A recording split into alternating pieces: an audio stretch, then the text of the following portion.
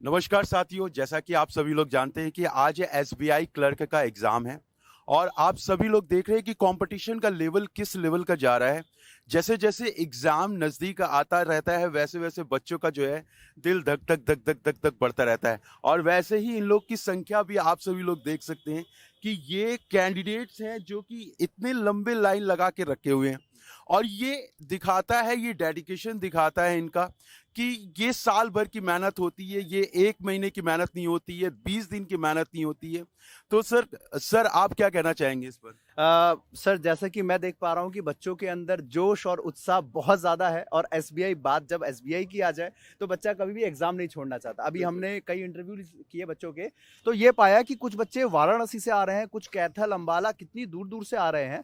तो जनरली इतनी दूर से अगर बच्चा आ रहा है तो सोचिए कि लेवल ऑफ एक्साइटमेंट एग्ज़ाम। क्या होगा, कि मतलब जो है एक्साइटमेंट किस हद तक बच्चों के अंदर है कि हमें ये एग्जाम देना ही देना है, क्रैक करना ही करना है।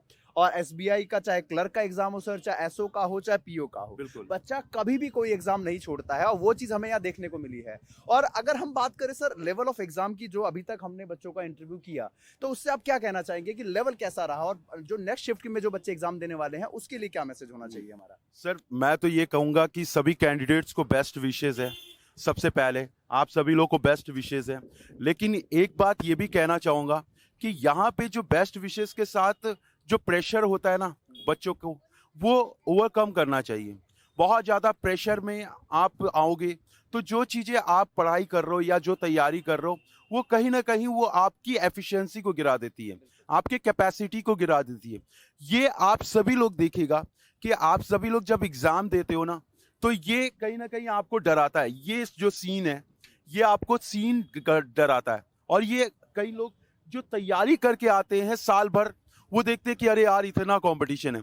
वास्तविक तौर पर कंपटीशन तो होता ही है, लेकिन अगर हमने दृढ़ संकल्प के साथ, डिटर्मिनेशन के साथ तैयारी की है, तो वो भी हम लोग कम ओवरकम कर सकते हैं और सक्सेसफुल पा सकते हैं। और सर सर एक चीज और कि इसमें कहीं भी ये देखने को नहीं मिलता कि आउट ऑफ द बॉक्स कुछ आ गया है। बिल्कुल आउट ऑफ द बॉक्स यहाँ पे कुछ भी नहीं आया है। स्टूडेंट्स कंटिन्यूसली हमें जो बता रहे हैं, सबका सिर्फ एक ही चीज कहना है, सर अगर प्रैक्टिस हमने अच्छी की है तो सिलेक्शन पक्का है। बिल्कुल। और जो बच्चा कह रहा है ना मुश्किल है, इसका मतलब कहीं ना कहीं प्रैक्टिस में मार खा रहा है वो बच्चा। आउट ऑफ द बॉक्स कुछ नहीं है। एक एक चीज वही आई सर बच्चों से बात करके, जो हम एग्जाम क्लास में करवा रहे हैं, जो हमने इवन यूट्यूब की क्लास में और पेड की क्लास में हमने कराया है, मैक्सिमम चीज उसमें से आई है। आउट ऑफ द बॉक्स कुछ भी देखने को नहीं मिला है। इक्का दुक्का क्वेश्चन जो ऐसे हैं थोड़ा सा टाइम टेकिंग वाले हैं, तो ये मैंने फिर कहा कि प्रैक्टिस अगर अच्छी है तो कैलकुलेशन टिप्स पे हो जाती है। उसमें अगर बच्चा टाइम ले रहा है तो वहां पे बच्चे की गलती है, बिल्कुल। वहां बच्चे की कमी है कि उसने प्रैक्टिस कम करी है। राइट, तो यहाँ ओवरऑल यहाँ पे प्रैक्टिस का ही खेल है सर। बिल्कुल बिल्कुल। राइट। तो जैसा कि आप देख सकते हैं यहाँ पे भीड़ कितनी ज्यादा है और अभी तो बच्चे अंदर जाना शुरू भी कर चुके हैं। तो चलिए, आज आपको जैसे कि पता है एसबीआई क्लर्क का एग्जाम हो रहा है और अभी फर्स्ट शिफ्ट के बच्चे निकल चुके हैं। तो हमारे साथ एक स्टूडेंट जुड़े हैं जो आपको ये बताने वाले हैं कि एग्जाम का लेवल कैसा आया था, ताकि आगे दूसरे शिफ्ट के बच्चों को काफी हेल्प मिल सके। तो चलिए शुरू करते हैं जानना। आपका नाम क्या है? सर रितेश यादव। रितेश यादव। कहाँ से आए हैं आप? सर गुड़गांव से सर। गुड़गांव से? इतनी दूर से? अच्छा। आप ये बता सकते हैं कि क्वेश्चंस का लेवल क्या आया था? इजी था, मॉडरेट था या डिफिकल्ट? क्या कहेंगे सर आप? सेक्शनल वाइज देखें तो सर ऑल ओवर देखें तो सर क्वेश्चन पेपर का लेवल इजी था सर, क्योंकि Right. इंग्लिश भी इजी थी सर, रीजनिंग भी इजी थी। मैथ्स हम मान सकते हैं कि थोड़ा सा हार्ड था सर, क्योंकि अच्छा। मैथ्स में नंबर सीरीज को मतलब ज़्यादा टाइम कंज्यूमिंग थी, मतलब निकल ही नहीं, रॉन्ग नंबर सीरीज आई हुई थी 5 नंबर की। अच्छा वो उनका मतलब कोई आंसर ही नहीं निकल रहा था। ओके कितने ओके। क्वेश्चन मतलब ये कह सकते हैं कि थोड़ा लेंदी टाइप का भी कुछ क्वेश्चन दिख गया। नहीं, वैसे खाली मैथ सेक्शन लेंथी था सर, बाकी रीजनिंग और इंग्लिश तो काफ़ी इजी और मतलब नॉर्मल आ रही थी सर बिल्कुल। अच्छा, कुछ ऐसा आपको लगा कि आउट ऑफ द बॉक्स आया हो कुछ? नहीं सर, कुछ भी आउट ऑफ द बॉक्स नहीं था। कुछ भी नहीं था। नहीं। अच्छा, अगर हम बात करें, स्टार्ट करते चलो मेरे खुद के सब्जेक्ट से, इंग्लिश से ही। तो इंग्लिश में मतलब अगर हम सेफ अटेम्प्ट माने कि लेवल एग्जाम का जिस तरीके था, तो किस हद तक आप कहेंगे कि कैसा एग्जाम रहा सर आपका? 20 अबव 25 अबव तो सर इजी आराम से इंग्लिश में सर है, स्कोर करने लायक बन जिस रहा है, हिसाब से मतलब कल जिसने का लेवल प्रैक्टिस है। की है तो हाँ उसका सर, बन जाएगा। हाँ। अच्छा, आपको ये बता पाओगे कि आरसी जो आपकी आई थी, रीडिंग कॉम्प्रिहेंशन, हाँ। तो वो किस टॉपिक के ऊपर बेस्ड थी कुछ? सर रीडिंग कॉम्प्रिहेंशन पेंडेमिक के ऊपर बेस्ड थी सर, कुछ कुछ की उसमें मतलब कुकिंग वगैरह के ऊपर की, ऐसे ऐसे कुकिंग वगैरह होती है, रिच पीपल बाहर रेस्टोरेंट में खाना खाना अफोर्ड कर रहे हैं, ये अच्छा, इकोनॉमी अच्छा। वगैरह इधर थोड़े देखिए।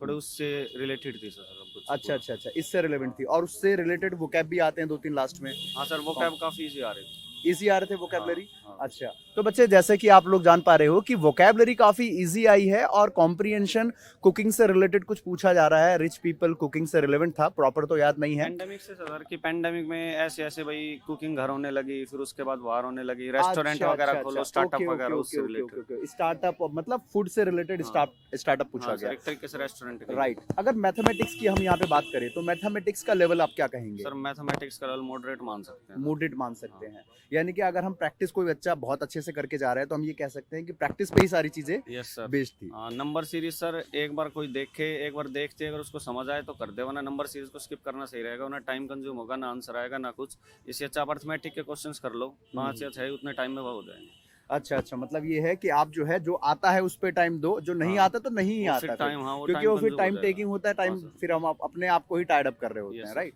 तो मतलब ऑल ओवर अगर हम बात करें पूरे प्रॉपर एग्जाम की तो उसके में आपकी क्या राय होने वाली है कि कैसा है सर एग्जाम? ऑल ओवर तो एग्जाम लेवल इजी है सर, जिनकी प्रैक्टिस है, जिन्होंने अच्छे से किया है उनका सर उसके लिए बहुत इजी एग्जाम आया हुआ है। ठीक है, तो मतलब अगले इस- अगला जो शिफ्ट के बच्चे जो आने वाले हैं या इसके बाद भी और 8 डेट्स में एग्जाम होने वाला है, तो उसके लिए आपका क्या मैसेज होगा बच्चों सर के लिए? यही होगा कि बस अपने वही मतलब मैथ सेक्शन एक अकेला ऐसा सेक्शन है जिसमें आप लोगों को टाइम लगेगा, तो उसमें अपने को क्वेश्चन सेलेक्ट करके पहले ही कि हाँ ये क्वेश्चन करना है, ये क्वेश्चन नहीं करना, वो देख लेना बस। बाकी ऑल ओवर लेवल इजी है सर, आप कोई आराम से ही कर सकता है बिल्कुल exam। बिल्कुल, मतलब इन शॉर्ट अगर हम कहें तो आउट ऑफ द बॉक्स कुछ भी नहीं कुछ है, भी नहीं है right. Sir.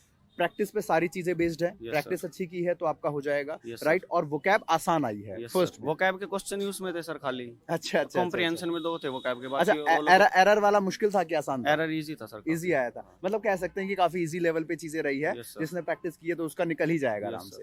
Thank you very much आपका, और हमारी दुआ रहे कि आप लोग आपका सिलेक्शन जल्दी से जल्दी हो जाए। ठीक है, थैंक यू वेरी मच। तो बच्चों जैसे कि आपने देखा कि अभी हमारे साथ बच्चा जुड़ा, इसने बहुत डिटेल में बताया सारी चीज़ों को। और अगर हम एक ऑल ओवर देखें पूरा का पूरा एक्सपीरियंस अपना, तो कहा जा सकता है कि मैथ में कुछ पार्ट थे अरिथमेटिक वाले जो थोड़ा सा बच्चों को परेशान किया जिसने, और बाकी पूरा ऑल ओवर देखा जाए तो बहुत ईजी टू मॉडरेट ही कहेंगे इसको। और आज एसबीआई क्लर्क का एग्जाम हो रहा है और ये फर्स्ट शिफ्ट के बच्चे जो हैं एग्जाम दे के निकल चुके हैं।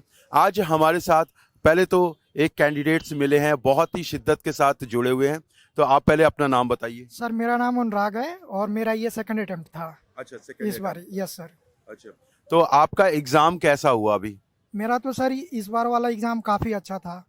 मैंने 88 अटेम्प्ट किए हैं इस बार। तो आउट ऑफ 100 में से 88 इन्होंने अटेम्प्ट किए हैं।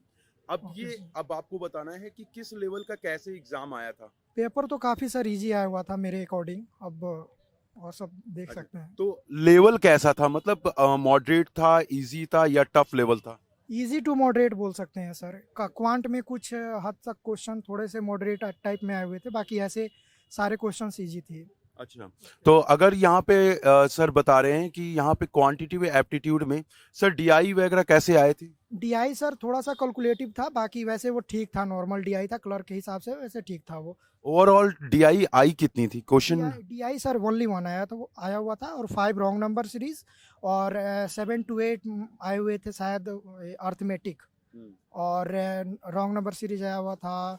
सिंप्लीफिकेशन 10 आए हुए थे, 2 या 3 के करीब में अप्रोक्सीमेशन था, और बस इतना ही। तो सिंप्लीफिकेशन 5 नंबर के क्वेश्चन थे? नहीं 10। तो अप्रोक्सीमेशन और सिंप्लीफिकेशन दोनों मिला के 10 होंगे ना? नहीं, दोनों मिलाकर सर एटलीस्ट 12 नंबर तक। दोनों मिला के 12 क्वेश्चन थे, जिसमें कि सिंप्लीफिकेशन के क्वेश्चन ज़्यादा थे सर, एटलीस्ट 9 to 10 थे, और 2 to 3 था आया हुआ था लगभग अप्रोक्सीमेशन का। ओके, तो सिंप्लीफिकेशन वाले क्वेश्चंस में आपको कैसे लग रहे थे? ज्यादा कैलकुलेटिव थे? हल्का बोल सकते हैं, वैसे नॉर्मल ही था, जैसे 351 प्लस 402। मतलब ओवरऑल ये कह सकते हैं कि ये सिर्फ और सिर्फ प्रैक्टिस के ऊपर डिपेंड करता है। यस सर, अगर आप जितनी ज्यादा ज़्यादा प्रैक्टिस होगी। करोगे उतना तो बेनिफिट। इंग्लिश का क्या लेवल रहा है? इंग्लिश में अगर आप बता रहे थे। इंग्लिश में सर इजी टू मॉडरेट ही बोल सकते हैं, उसका भी ठीक ही था। पैसेज 20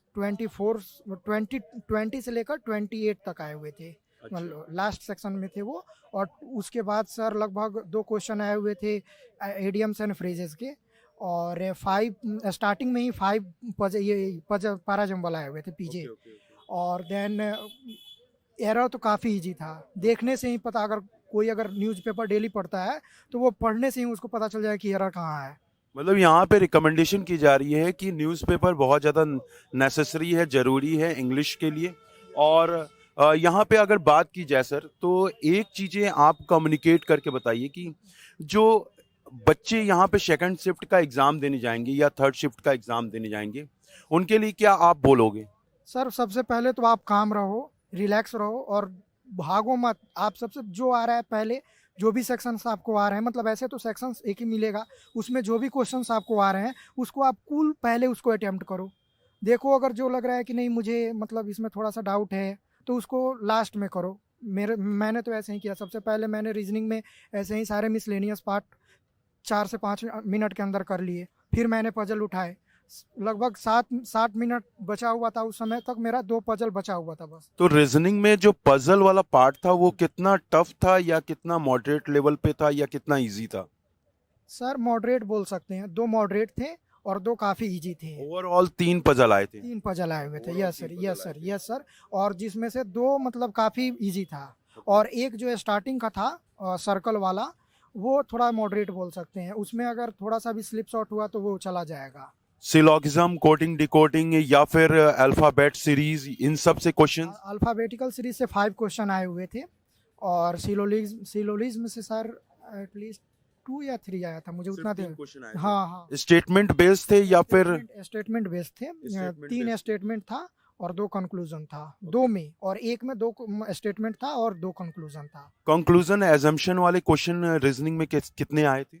एजम्पशन वाले मतलब सर? अच्छा, एजम्पशन वाले क्वेश्चन से बहुत मतलब रेयर आए थे। नहीं वो नहीं मतलब वो था। आपने अटेम्प्ट ही नहीं किया। नहीं, यस सर, वो मैंने शायद नहीं देखा। मेरा तो total- ओवरऑल अगर आपसे पूछा जाए कि एसबीआई की प्रैक्टिस, चूंकि आपका सेकंड अटेम्प्ट रहा है ये, तो पिछले साल के कंपैरिजन में अगर तुलना की जाए तो ये कितना अच्छा है या कितना बेहतर है? सर काफ़ी मतलब मेरा तो सपना ही है कि कैसे भी करके एसबीआई में जाओ।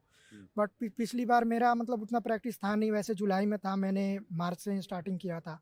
बट इस बार मेरा काफ़ी मतलब अपना से मेरा गुड एफर्ट है। अब देखिए क्या होता है इसके अंदर। एक और क्वेश्चन थोड़ा सा चैनल से रिलेटेड है, क्या आप एग्जामपुर को फॉलो करते हैं? यस सर, मैंने करा था लॉकडाउन में।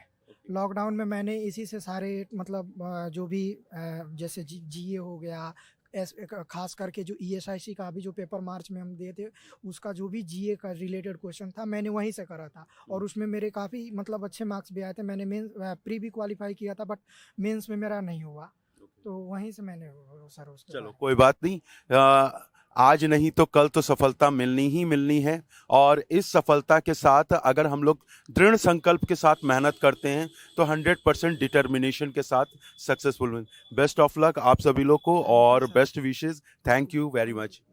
तो प्यारे बच्चों, जैसे कि आप सबको पता है एसबीआई क्लर्क का एग्जाम चल रहा है। बच्चों के अंदर बहुत ही ज़्यादा जोश देखने को मिल रहा है। बच्चे काफ़ी दूर से भी हमारे पास आ रहे हैं।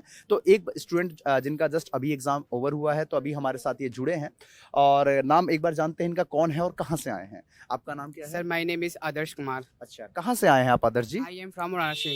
वाराणसी से। तो वाराणसी से बच्चा यहाँ आया है एग्जामिनेशन देने के लिए। तो आप देख सकते हैं कि किस लेवल का बच्चों के अंदर जोश और उत्साह है। और वैसे भी एसबीआई तो एसबीआई है भाई, तो इसके लिए कितना ज़्यादा बच्चे ऑलरेडी वेट कर रहे होते हैं एग्जामिनेशन का। अच्छा, इसके ये बताइए कि एग्जाम का लेवल जो है, आप इसको ईजी कैटेगरी में रखेंगे, मॉडरेट कहेंगे या फिर डिफिकल्ट लेवल पे कहेंगे? सर कुछ डिफिकल्ट क्वेश्चन थे और हाँ। कुछ इजी क्वेश्चन थे। अच्छा, मतलब कुछ डिफिकल्ट लेवल के भी रहे हैं, कुछ इजी के भी। अच्छा, अगर हम सब्जेक्ट वाइज बात करें तो पहले हम शुरुआत करते हैं, मैं अपने ही सब्जेक्ट से शुरू करता हूँ, मैं इंग्लिश पढ़ाता हूँ। तो चलिए इंग्लिश से शुरुआत करते हैं। इंग्लिश के अंदर अगर हम उधर देखिए, थोड़ा सा बताइएगा, इंग्लिश के अंदर अगर हम बात करें तो लेवल किस तरीके का रहा है? सर इंग्लिश में कुछ लेवल अच्छे थे, जो इसमें से कुछ filling in the blank question आए थे, कुछ पैसेज से क्वेश्चन पूछे गए थे और कुछ क्वेश्चन और कुछ क्वेश्चन है इंग्लिश में एंटोनिम्स साइनोनिम्स से पूछे गए थे। अच्छा अच्छा अच्छा। अगर हम लेवल की बात करें एग्जामिनेशन की, तो क्या कहेंगे आप, इजी था इंग्लिश का? हाँ सर, इंग्लिश के जो क्वेश्चन था सर थोड़ा इजी था। अच्छा, कोई ऐसा लगा आपको कि आउट ऑफ द बॉक्स पूछ लिया गया है कि यार ये तो कभी देखा ही नहीं, यार ये कैसे आ गया? सर कुछ एक आध दो क्वेश्चन ऐसे थे जो आउट एरिया से बाहर थे, मतलब जो क्वेश्चन हमने पढ़े ही नहीं थे, अच्छा, मतलब वो कैब से था वो या फिर कहीं और से? कहीं और से क्वेश्चन दिया था अच्छा, वो। बाहर से। अच्छा अच्छा, अगर हम बात करें मैथमेटिक्स या रीजनिंग की तो उसका जरा बता सकते हैं प्लीज? सर मैथमेटिक्स का भी क्वेश्चन बहुत थोड़ा इजी था और कुछ डिफिकल्ट था, और अच्छा। क्वेश्चन में ये प्रॉफिट और लॉस पूछा गया था, और कुछ परसेंटेज के क्वेश्चन पूछे गए थे, और कुछ एज रिलेशन से कुछ क्वेश्चन किए गए थे मैथ में। तो एज रिलेशन एक्शन से क्वेश्चन ऐसे क्वेश्चन थे जो डिफिकल्ट भी थे और सरल भी थे। अच्छा अच्छा, मतलब जो एज वाले क्वेश्चंस आते हैं तो इसमें कुछ क्वेश्चंस ऐसे बता जा रहे हैं कि कुछ डिफिकल्ट लेवल के भी पूछे गए हैं। अच्छा, अगर मैं आपसे पूछूं कि आपका कैसा ओवरऑल एक्सपीरियंस रहा? सर मैथ को तो मेरा सबसे अच्छा एक्सपीरियंस इंग्लिश में था। अच्छा अच्छा, सबसे हाँ, अच्छा एक्सपीरियंस हाँ, और जहाँ तक मेरी उम्मीदें है कि इंग्लिश के क्वेश्चन बहुत अच्छी और अच्छे ढंग से मैंने क्वेश्चन का उत्तर भी दिया है। अच्छा अच्छा, हाँ। अगर हम ये कहें कि सेकंड शिफ्ट या थर्ड शिफ्ट या जो भी एग्जाम देने वाले बच्चे हैं तो उनके लिए आपका क्या मैसेज होगा कि क्या उनको करना चाहिए एक्स्ट्रा कि उनका बेहतर हो सके? उनको करना चाहिए सर एक्स्ट्रा, और फिर बेहतर भी करना चाहिए उन्हें, बेहतर भी और अच्छे ढंग से वो दिमाग लगा। पे अगर हम काम करें, राइट? हाँ सर, प्रैक्टिस पर करे तो अच्छी रहेगी आपकी तो performance। मतलब ओवरऑल देखा जाए तो ये बात निकल के आ रही है कि अगर आपने प्रैक्टिस अच्छी की है तो कुछ भी आपको आउट ऑफ द बॉक्स नहीं लगेगा। मैथमेटिक्स के इक्का दुक्का क्वेश्चन है जो कि बाहर से फंस जा रहे हैं, बाकी सिर्फ और सिर्फ प्रैक्टिस पे है। वही चीज हम आपको क्लास में भी बताते हैं कि सिर्फ आपको प्रैक्टिस पे ही ध्यान देना है। चलिए, थैंक यू वेरी मच, आपका बहुत बहुत शुक्रिया। क्या नाम बताया था? आदर्श कुमार। आदर्श कुमार। तो चलिए, हमारी दुआ है कि आपका जल्दी से जल्दी सिलेक्शन हो जाए। चलिए, थैंक यू वेरी मच। तो अब इस तरीके के और भी एनालिसिस हम अपने बैंकपुर चैनल पे देते रहेंगे आपको, तो सभी लोग जुड़े रहिएगा हम लोगों के साथ। मैं और मनीष सर यहाँ पे खड़े हैं, ग्राउंड रिपोर्टिंग कर रहे हैं आप लोगों के लिए, ताकि नेक्स्ट शिफ्ट में जो बच्चा एग्जाम देने जा रहा है या फिर इसके बाद जो बच्चा एग्जाम देगा उसको काफी मदद मिल सके। क्यों सर, सही कह रहा हूं मैं? बिल्कुल बिल्कुल। अभी सेकंड शिफ्ट का एग्जाम शुरू होने वाला है, और ये सेकंड शिफ्ट का एग्जाम होके बाद हम लोग आपको पूरी तरीके से बताएंगे कि क्या क्या कमियां रहीं सेकंड शिफ्ट में, और क्या क्या स्ट्रॉन्गेस्ट पार्ट आए, जैसे पजल से रिलेटेड, या फिर अगर हम लोग इंग्लिश का पार्ट देखें, और या फिर डीआई का पार्ट देखें। तो जुड़ना मत भूलिएगा, सब्सक्राइब करना मत भूलिएगा चैनल को, बैंकपुर को और एग्जामपुर परिवार को। Thank you.